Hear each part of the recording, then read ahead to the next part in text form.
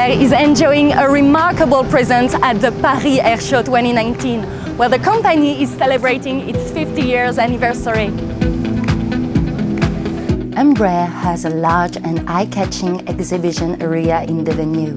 It includes the static display of some of its state-of-the-art aircraft, as the Praetor 600, the best executive jet of the super mid-size category already developed, and the Profit Hunter E195-E2 from Embraer's second-generation commercial jet family. Alongside with the light attack and training aircraft A-29 Super Tucano and the impressive multi-mission airlift and in-flight refueling KC-390.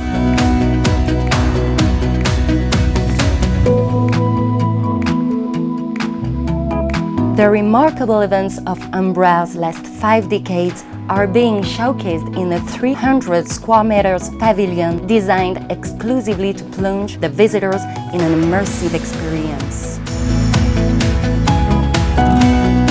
And to give this exhibition even more historical power, the Praetor 600, the KC-390 and the E195-E2 perform unforgettable flight displays in the Parisian skies.